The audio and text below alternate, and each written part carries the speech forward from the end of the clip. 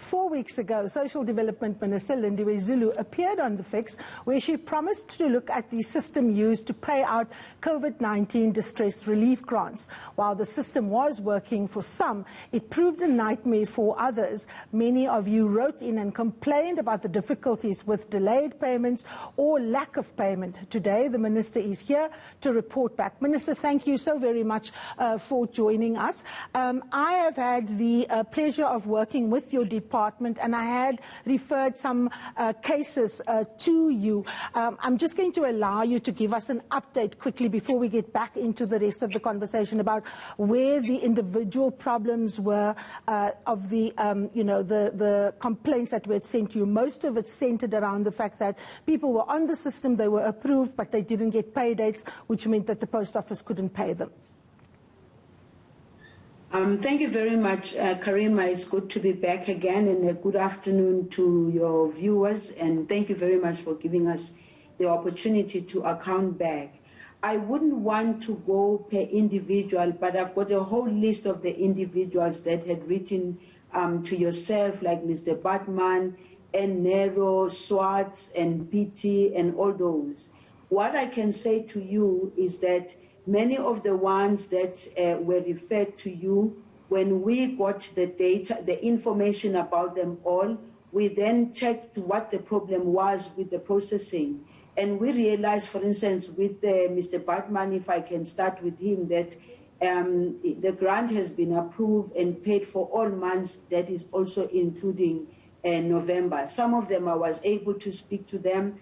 Ms. Nero was in receipt of the UIF benefits to June and only applied for the relief grant in July. So that's just some of the challenges that some were writing to you, and yet, in fact, some of them knew that we were communicating with them to say, as long as you are still under another grant that comes from government, it becomes very difficult for us to pay you. Some of them, for instance, like Mr. Swart, received May payments and was subsequently denied for June going forward, as his ID keeps on appearing on IRP5 database, which is held by SARS. I know you were talking to SARS just now. I listened to that conversation. Mr. Mpiti also, I can go into each and every individual, but I do want to say all the ones that you sent us to, I really did the best to try and push the department, but mostly to push SASSA to make sure that people who deserve the payment,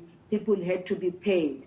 Now we also have appeals, and out of the appeals, about 78,000 are currently on appeal, and the majority of which relates to either the IRP5 or UIF decline. Of the appeals received, 5,178 have already been approved and paid for the 1 month, and then they'll be paid, and then they'll be back paid, those that need to be back paid.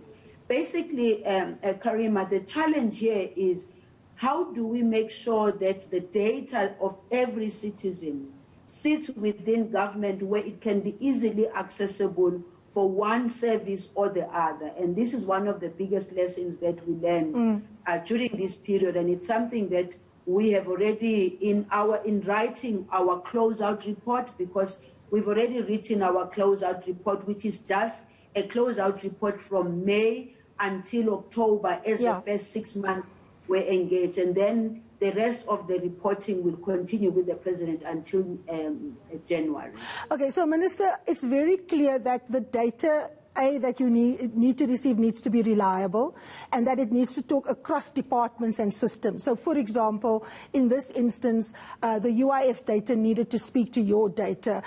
All grant systems, for example, needed to speak to you. But we knew, for example, that the Minister for Employment, Equity and Labour had to sack the entire UIF board because there was corruption and there was malfeasance there.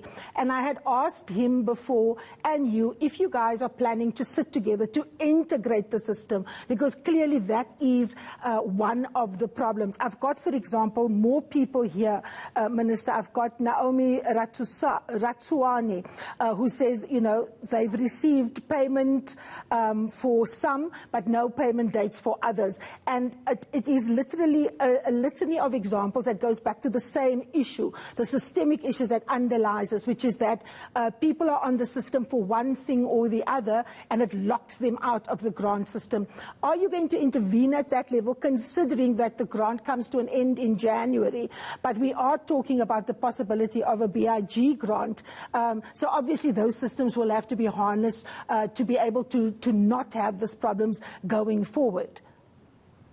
Yes, absolutely. It's a big lesson, because it's not only just for us as a Department of Social Development and SASSA or the NDA. It's for the entire government. And as it is, lessons that have been learned was one, for instance, this issue of integrating the data, but also using technology today. It has become much more clearer to almost everybody that it is possible to do that.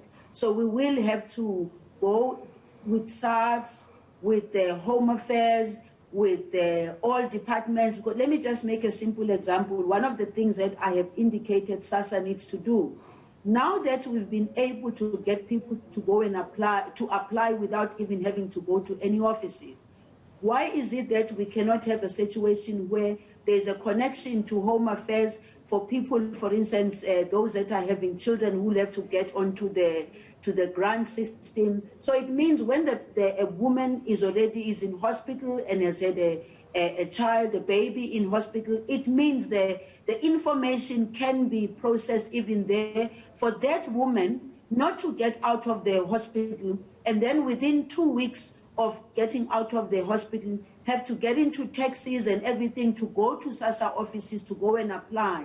Now we have to completely get rid of that, because if the systems are talking to each other, it will make things easy. We can't falter on this one, because it's become very clear that it is possible for us to do that. Absolutely. Minister, final question.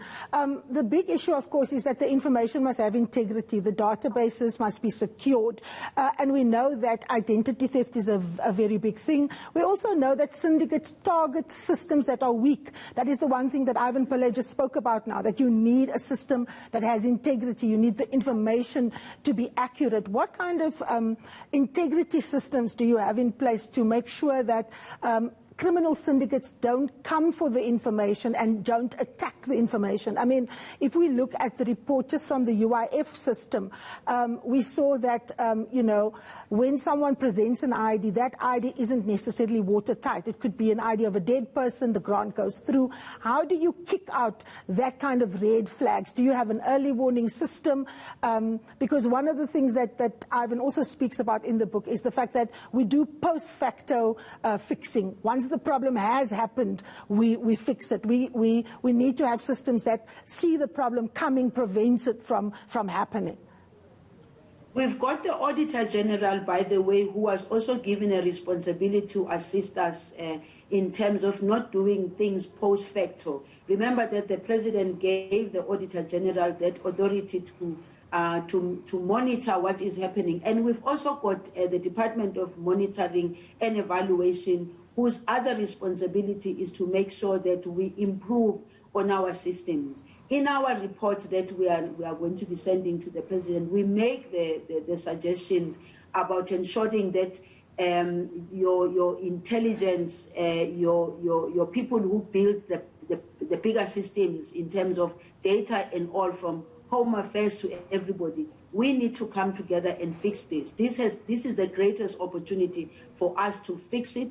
And technology today enables us to do that. Many things do not need to be done manually right now, but also it's about the watertightness, as you rightfully say, with the IDs that are given to people. And I think that the new form of the ID also is helping in a way.